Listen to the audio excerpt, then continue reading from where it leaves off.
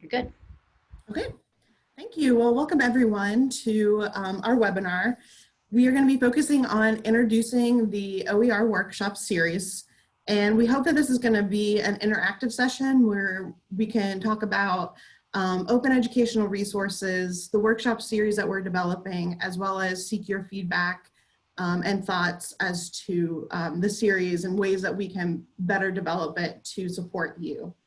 So just a quick introduction to the speakers. My name is Jeannie Hoover and I'm at East Carolina University and I'm head of scholarly communication.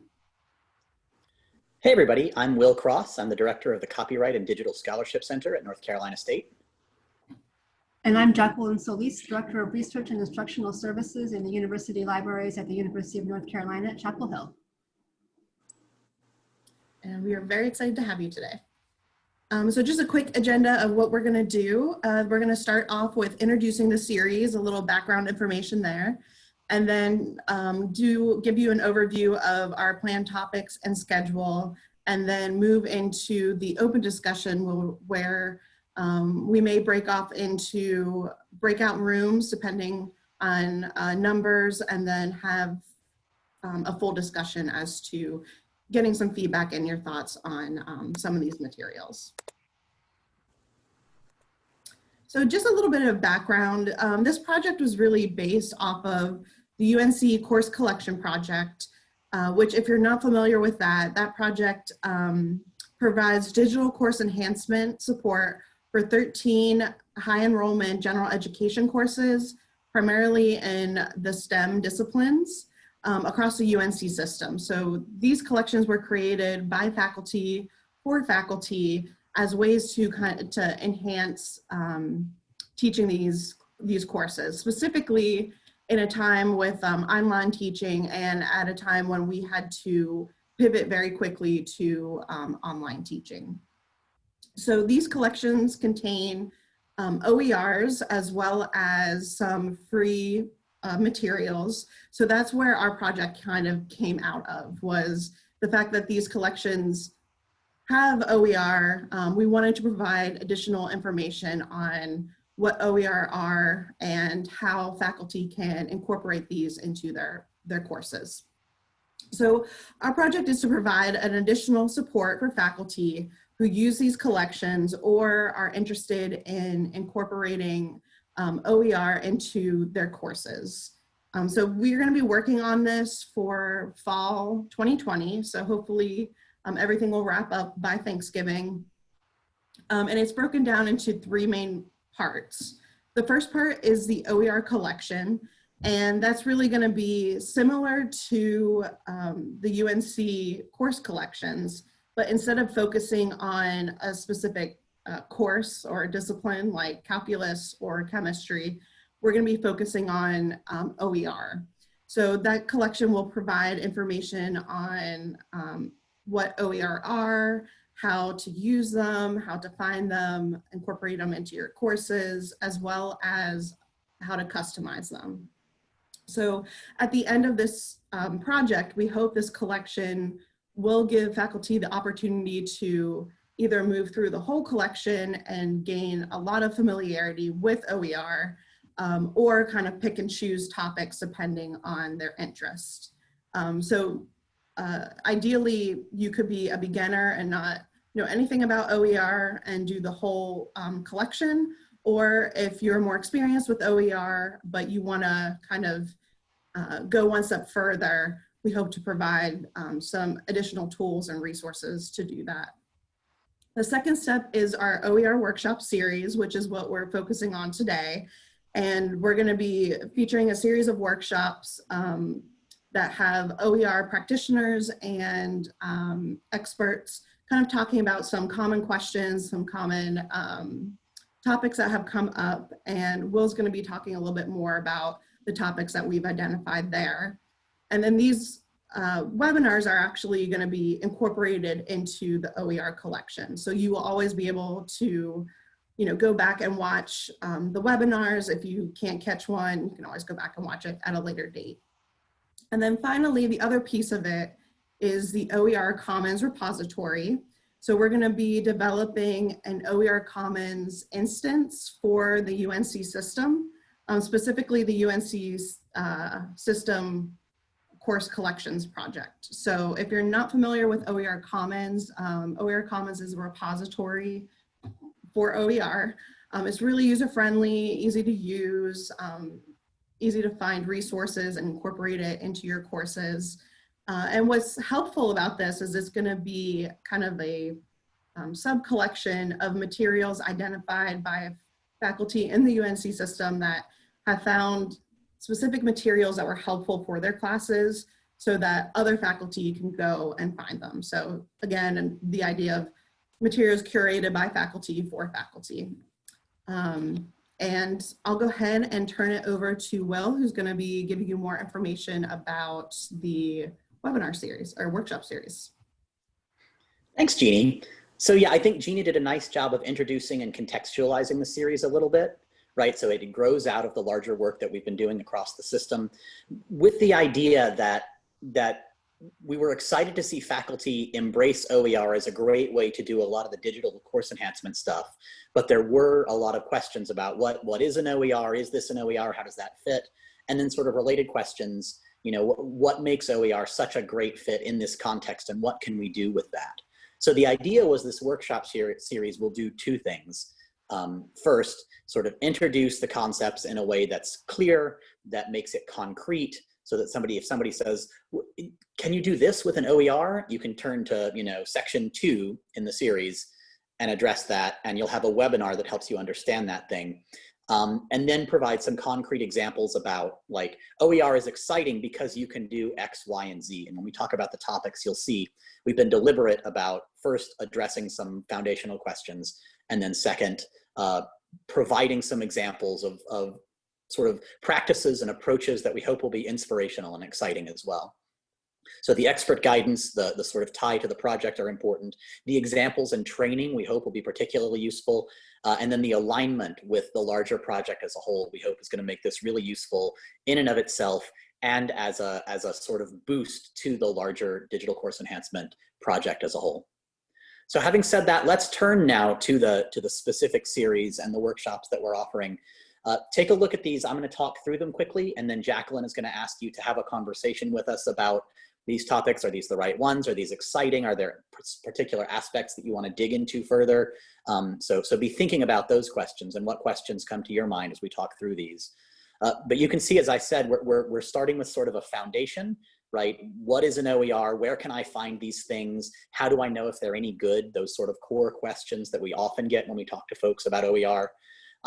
Once you've found something, how do I bring that into the context where I'm already doing my teaching and learning, both in terms of how do I actually embed it in my learning management system, but also in terms of how can I localize the materials, right? Some of the first questions and examples we've seen have been, I love this general introduction to the topic. How can I make it really meaningful in terms of the way I like to do teaching and learning, and how can I make it really meaningful in terms of the communities that I'm engaging with, the issues that are important to students, et cetera. What's a local OER, and how does OER let us do more localized sort of pedagogical stuff?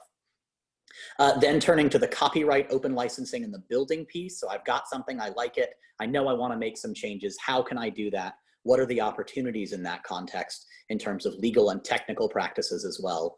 And we're hoping to have somebody who knows a lot about the copyright and licensing, the what does the law let me do, and the building and publishing. What are the technical approaches to those issues as well? Then we're going to turn to sort of a second half that focuses more on the new opportunities created by the open licenses. So we'll start with an overview of what we call open-enabled pedagogy, which is the idea that there are new things you can do in terms of teaching and learning with OER that you couldn't do with a closed resource. So what does that look like? And then how can I take those opportunities and apply them specifically to challenges that are relevant to the issues that we're facing right now. Questions about inclusivity, how can I create materials that do a better job of talking about and addressing those questions? And then accessibility as well. How can I use the open license and OER in this context or with any OER resource to make materials more accessible using universal design and to bridge the digital divide so that folks who are really struggling with bandwidth and technical issues can benefit fully from the materials that our great faculty created over the summer and the fall and hopefully going forward as well. And then having sort of laid that foundation and pointed to some opportunities, we'll finish with a set of case studies of faculty who are currently using the materials and highlight the great work that they're doing. This is somebody who took a resource and they localized it in a way that really meant a lot to students. So this is somebody that took a resource and said, this, you know, these are not very inclusive materials, but I was able to use the open license to build materials that reflect my students and the world that they live in and the work that they're trying to do. So what is it? What can we do with it? And then what are we already doing with it is sort of the structure that we're looking at here. So that's the sort of the how and why of the series. Now I'm going to turn it over to Jacqueline to lead a conversation about these topics. We mentioned the possibility of breakout rooms here. I think we may have a small enough group and enough friendly faces that we can just have a more informal conversation, but I'll leave that up to Jacqueline. Thanks, Will. Yeah, I don't think we need to do breakout rooms. So I'm hoping that we can just discuss amongst ourselves in this group here. So we're curious really, like, which of these topics really spark something for you? Which of these sound like they might answer questions you already have? Did these topics bring up new questions that you might have? Are there things that we're missing that you might also like to hear or to try to have us incorporate into these topics? So the chat's open, and we'd also just like to hear from you all. What do you think about this, and where does your interest lie? And that tiny URL link that Jacqueline mentioned has all of the topics and dates as well. So if you forgot what we were covering third, I'll whatever. paste those into chat as well. So there. Oh, that sent that to Will. There you go, Will. Here, I'll send that to everyone. There we go. So the topics that we're talking about are in chat, and there's also a tiny URL that you can take some notes in as well if you want, but I think we can also just take notes in chat here. Robin's asking a great question. How do you get the faculty to divorce the textbook they've been using for years and try something new? That was my question as well. Like, what's the lead time to work with departments to get them to adopt your OER resources? I'm jotting these down as well as we go, so. Okay, and I can take a first pass, but I know everybody here has good things to contribute. That is often a really significant question, and the answer often varies pretty substantially across institutions and across faculty types. So sometimes you'll talk to a faculty member who says, I'm an adjunct, there's an assigned textbook. If I'm gonna make a change, I have to get 10 other people on board before that change happens. And so that there can be a lot of lead time that sort of goes into that conversation. But I think there's a pretty good case to be made for why, particularly in those often introductory courses, the change is gonna save a lot of money, it's gonna enable a lot of really exciting things, et cetera. Just as often though, you're talking to a faculty member who has a lot of latitude in making the decision themselves. And they say, not only do I get to choose that, I need to be able to choose my own textbook because of questions of academic freedom and similar. And so at that point, it's just a matter of saying, this is either going to make your life easier or improve the experience for you and your students. And again, I think OER has some powerful things to say on both of those fronts. There's been some good research done on the way OER does sort of make the transition to online easier, which is something we're all sort of dealing with now. It reduces barriers of cost, which are always significant, but especially right now as students are, that student job isn't available anymore, or we're figuring out, I rented a place near campus and then I had to go back home, what do I do about that, et cetera. So there's a sort of problem solving aspect to OER. But we particularly indicated those later workshop topics on inclusivity, on accessibility, on open-enabled pedagogy as a way to say, cost savings is important, making things easier is important, but we hope there are some things that get you excited as well, that you go, I can't wait to do this. You don't have to make me do this. I really want to do this. And I think that was an experience we had in a lot of the work we did over the summer and fall. Is it wasn't about twisting arms and forcing faculty to use an OER. It was faculty saying, this makes sense. Why would I use anything else? I'm really excited to use this resource.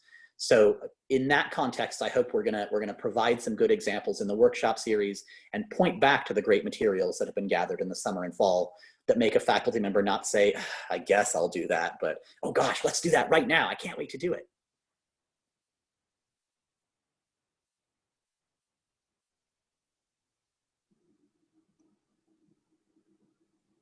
Jacqueline, Jeannie, does that sort of jibe with your experiences as well? Or are there things you want to add about getting faculty invested or sort of explaining why this makes sense? I think you really hit it. It's really about not so much a forced divorce, but maybe a growing apart and finding something new and exciting that they want to turn their attention to. So so finding those things that OER help them teach better, help them move online more easily, those kinds of things are what, and because these materials were built by faculty for faculty, I think that it's clear how faculty can benefit. These weren't made by someone who is sort of not involved in the UNC system. These are very much relevant to us. Absolutely. I'll also say a touchstone that we came back to when we were doing the summer and fall work was this can also be a supplement, right? This isn't about throwing out everything that we've done before and replacing it whole cloth. Sometimes, it's their soup to nuts and you can just pick it up and use it.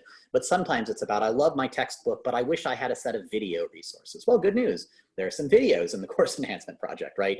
I like this book, but sometimes students say they can't afford it. Maybe if we offer an alternative open option, more students can come to my class having done the reading because they can afford the textbook. So I think one of the great selling points for OER is always the modularity and the ability to combine with other things as well. So if there's a faculty member who's really invested in their existing textbook, the answer doesn't have to be no, there's no place for OER. It can be and, not or. Yeah, and to Will's note, I think that what I've seen here at ECU a few times is sort of exploring with like a pilot project in one of the courses. So if it's like biology or chemistry, before migrating everybody to that textbook or something like that, just sort of trying it out for one class or trying it out for like a section of the class to see how it works. Yeah, that's a great point. We've had faculty who've done some A/B testing. Like I teach 2 sections and one is going to use the OER and one is the other. And that's been really helpful in persuading like more students, had a good experience and that showed up in the course evaluations and that kind of thing. So yeah, I think that's a really good point, Jeannie. I saw we had another question about sort of what disciplines are more likely to adopt OER. Michelle asked that and then Ben Powell answered, I think so, sciences and math. That aligns with my experience as well, that particularly if the OER you're looking for is sort of a static textbook that looks like a commercial textbook, but it's just free with an open license. Folks like OpenStax have really emphasized large intro classes and classes that put a premium on a textbook in particular. So those have been STEM courses more often than not. I will say the conversations that I've had with my humanists and my social scientists have often been about like, the textbook was never the central way we did teaching anyway. So it's not about replacing a textbook. It's about either embracing that open pedagogical stuff that we're going to talk some about, or about like, I need to find a new way to build the reader for an English class or find primary materials for a history class. And so I think there's a great opportunity to find materials that are in the public domain, that are openly licensed, or that we can use under fair use or a similar copyright exception to do the same work of removing barriers. But sometimes it's not in the context of picking up a book from OpenStax. Sometimes it's about building in the same way we often build in the humanities. And I would say too that, I mean, I've seen quite a bit of social science uptake at UNC Chapel Hill. I don't know if it's so much, I mean, it is something about the disciplines or subjects, but I think it's also in courses that are sort of the larger gen ed courses, there tend to be more materials created for those. And so like Intro to Sociology is one that's using the OpenStax, but quite a bit in Chapel Hill.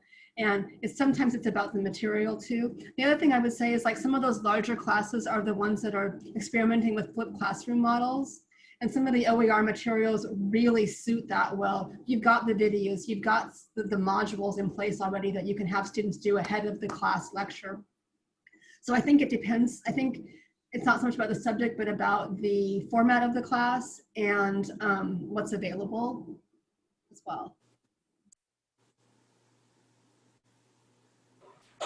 I had a question about kind of a couple of topics that just maybe bubbled up to the surface for me. I think you guys have done an amazing job of including that. I think it's critical to get that sort of intro level, kind of what is OER, why are we talking about this? I love that you've included that. I think our faculty down at UNCW, where I am, are still kind of wrapping their heads around this whole thing.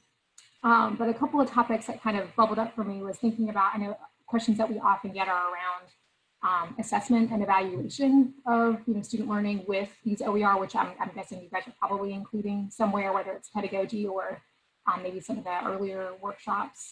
And then another one is thinking about these being introductory level courses.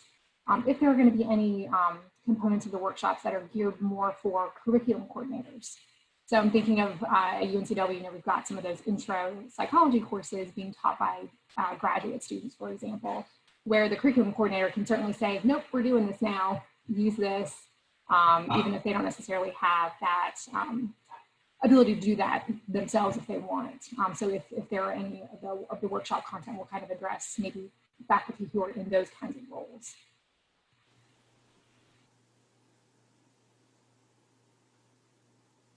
Great questions. I'm talking a lot, so I'm trying to take a pause here to make sure everybody else gets to talk too, but I'll talk forever, as anybody who's worked with me before knows. So the first question about assessment, I think, is a really good one. There's, I think, intended to be some discussion of that in the first workshop on quality, because there's is the material, is OER as a body quality is one set of questions. Is this particular resource of quality or not is a second set of questions. And then is the teaching that's going on as a result of that quality in a way we can assess is sort of a third set of questions.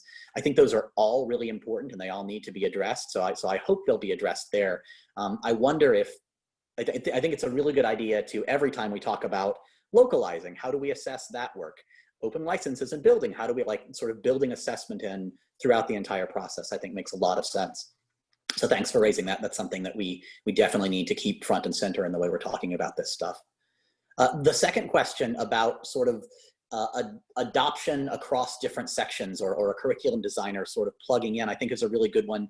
I could imagine that fitting in the localizing and embedding OER, sort of the second workshop in some different ways, but I don't know that we had been thinking about it in that context, at least. I don't know that I had been doing that. So raising that is really helpful to me to make sure that I think about that and that the folks who are presenting the series are thinking about that aspect of it as well.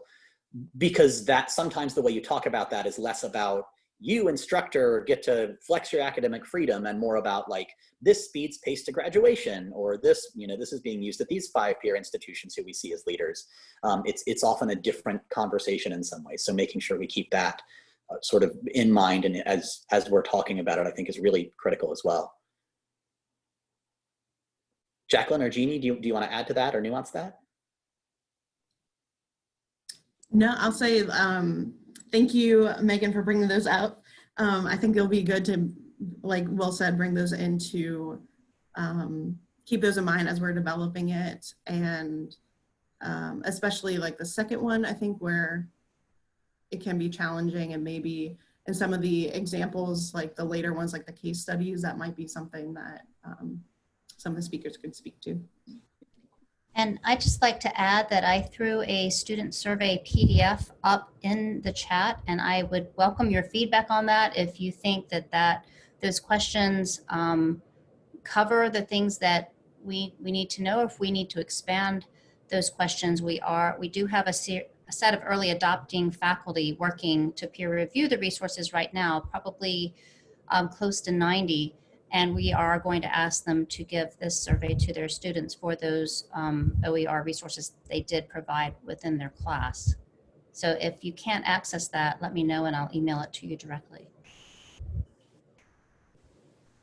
Thank you, Michelle. And yeah, the assessment piece I think is important for us internally to know. I've also had a lot of faculty who have worked with us that have really benefited from doing and then sharing that assessment, whether that's taking it to a conference or writing it up and getting it published. There's often a sense that they got something that was really meaningful to a promotions and tenure committee or to a decision maker to say, I did this thing, my students love it, and also here's a publication, and also here's a conference presentation. So doing the good work and then talking about the good work, I think has some value as well.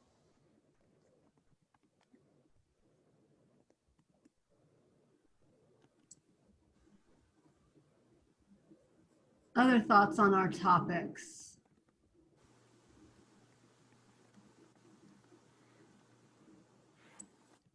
Which of these seemed like most immediately interesting to you all?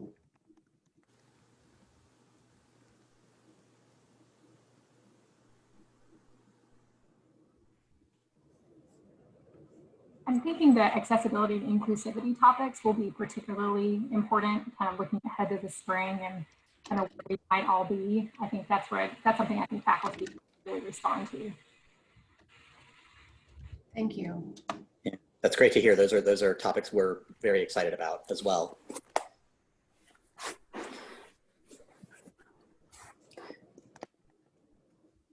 And I'm really glad that we're going to be recording these and sort of inserting them into the core materials as well, because I think a lot of these people might go like, yeah, that might be interesting. And then a few months later, as they're doing the work, go, oh my gosh, I need to know more about whatever, localizing and embedding or whatever topic it is. So I hope these will be exciting in the moment, but also be resources people can come back to in a moment of need, or if somebody asks a question and I don't know the answer, I can go to the accessibility module and say like, here's a great video on universal design. I know this much about it, but here's an expert that's really walking us through. That's the hope, absolutely.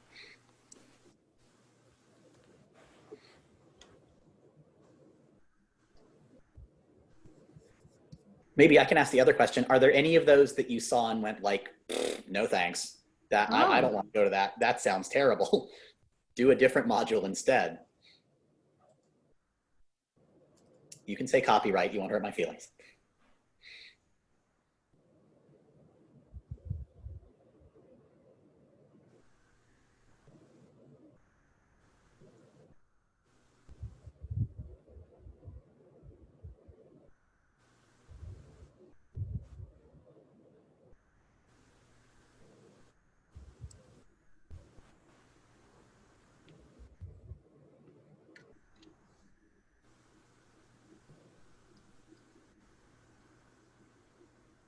If not, I wonder if we've teased out a lot of the issues here. I think we got some great feedback. Yeah. These questions are really helpful.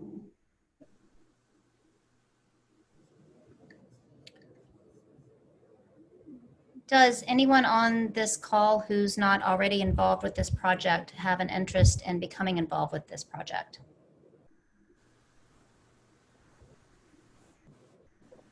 I think I'll say, I feel like I can't say yes, please, because I'm not the OER person at UNCW. So I'm the Health and Human Services librarian. I'm Megan. Hello.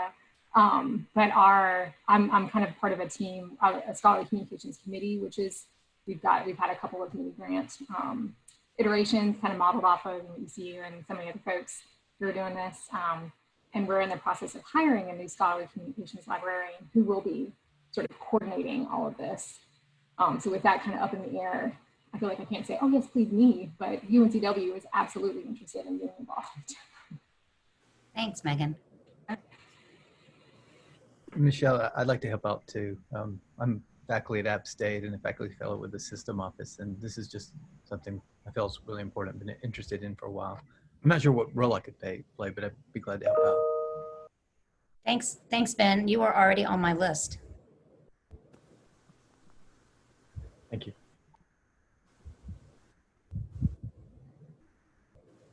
Robin's asked a question in chat, and I might need a little clarification about what you mean. Will's trying to answer. So the question is, curious about the topics, why reinvent the OpenStax wheel? I'm not sure if I completely understand the question. Robin, are you able to say any more about this? Sure. Maybe so. Go ahead. Like well, OpenStax has a micro textbook. OpenStax has a calculus textbook. OpenStax has a chemistry textbooks. So why is there a particular UNC spin on the texts and the things that you're offering that OpenStax doesn't offer? Great question. And what I'll say is that if you go into any of the subjects, into the chemistry or into the, whatever, the OpenStax textbooks make up the foundation of each of those. So I think we quickly found and were excited to use OpenStax in exactly the way that you're describing. The faculty did a good job of aligning those OpenStax textbooks with the learning objectives they identified. So if you want to talk about this subtopic, page 24 to 37 is the right reading. And then finding a set of supplemental resources, whether they were videos or assessments or that sort of thing. So I think you're right to point to OpenStax as the gold standard in a lot of ways. And I was glad to see our faculty experts found value in those resources. I think the intention with the workshop series is not about the subject of chemistry or biology or whatever. It is the why does open matter? What about the O in OER is interesting or important in some way.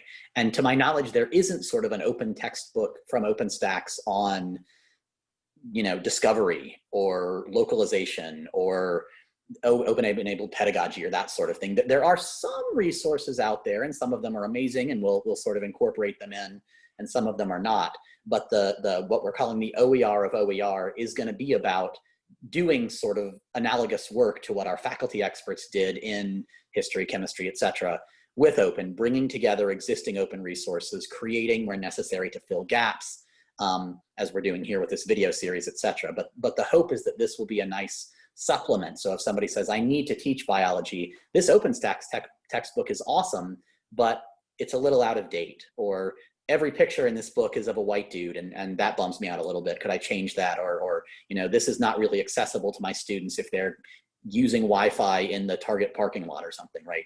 So this is almost a how to get the most out of a resource like OpenStax, which I think you're absolutely right, are critical and wonderful resources.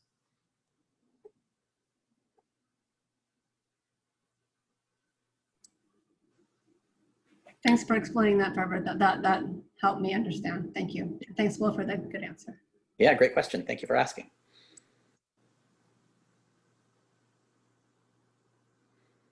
Yeah, I can't say enough about the work that faculty experts did. And Michelle, you called it the amazing race. It was this amazing sprint just in a few weeks over the summer, but just a bunch of really smart people saying, this is how we teach this stuff.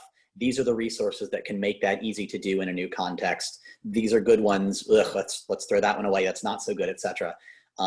If you're at all interested in teaching any of those topics, dig into those resources. I think you'll find amazing, amazing stuff. And that's all credit to the people who built it.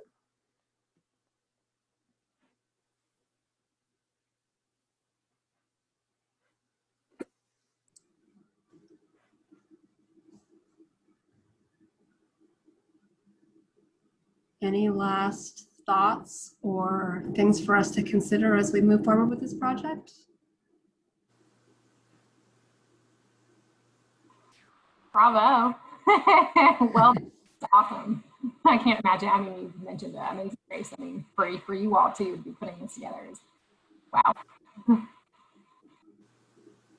It's really exciting because I think there is a lot of interest, but also a lot of hesitation about how to get started and how to really do this. Like, yeah, I'm interested, but like it feels overwhelming to change textbooks or to find supplemental resources. And I think it's going to be a really great way for people to see how to take that next step.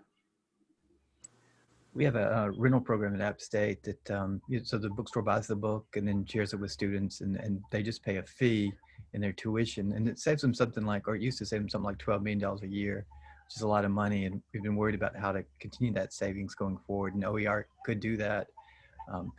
It's just tricky. It seems to be, I think Robin's question early on is key, the adoption question. It's hard to get faculty to adopt, and if faculty don't adopt, people don't want to invest in developing the OER resources. So it's kind of chicken or the egg. That If we could figure out adoption, it would really help, but I don't know that there's an easy answer. That's a great point. I think it's something everybody's struggling with. Something I've noticed too is that at some campuses, there have been the resources to really invest in sort of scaffolding that knowledge and doing that outreach. And right, it's still the case that there are 100 textbook salespeople on campus for every one OER champion on campus, right? So it is a high resource thing.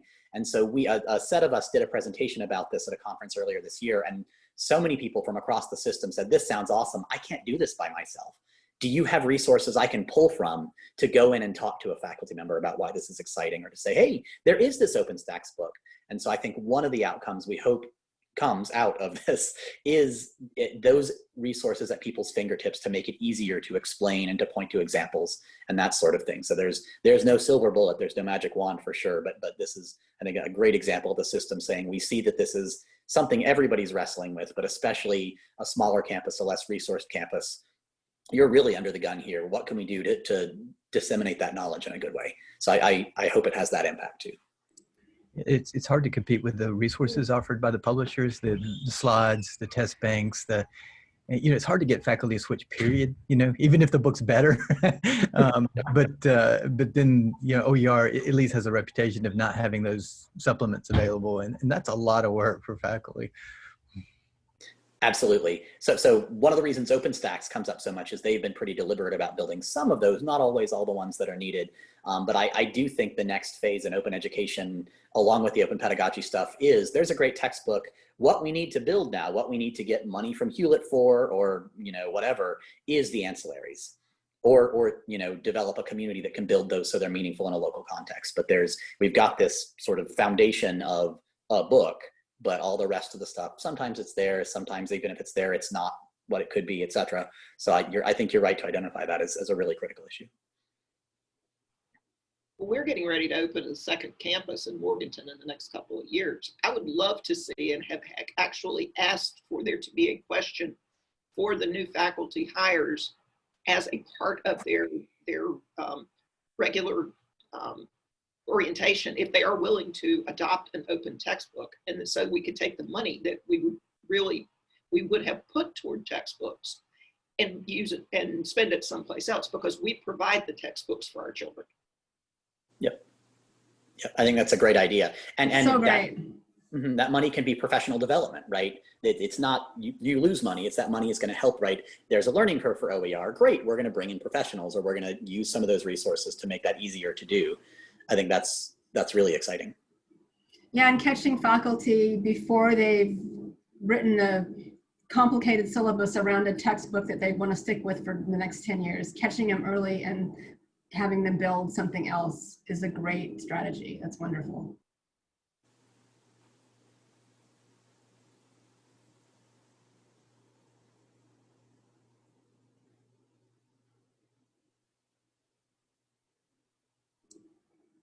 So maybe this has been the movie trailer for the movie coming next week, but we hope it's been good for that. If you thought this was interesting and you know of anybody else that might think either the whole series or they really want to catch the one on inclusivity or whatever, please do disseminate that far and wide. We'd like to get as many people as possible in for the conversation so they can get their questions answered and get that information and help us make the final product as good as it can be. It seems to me that we might include our faculty development groups in these conversations. So I think I'll include them on the calendar invitations. Are there any other groups that anybody knows of?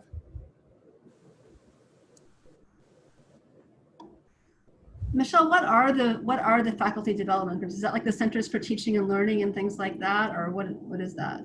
Yes, it's the Centers for Teaching and Learning. They have their own system-wide group that they run, and they have quarterly meetings. They're very active. But we often cross over with assessment with the faculty development group, and it seems like this one is crossing over into faculty development as well. I totally agree. Yes.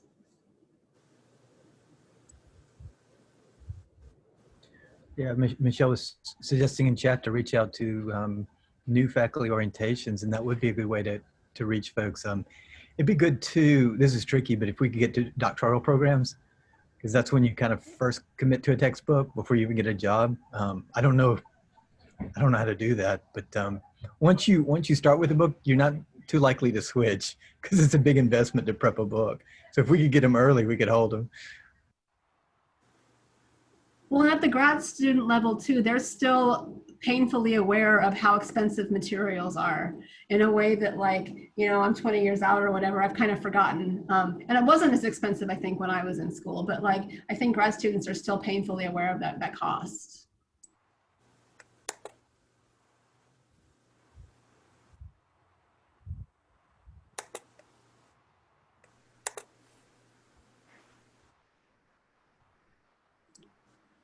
All right, well, I'll go ahead and end the recording.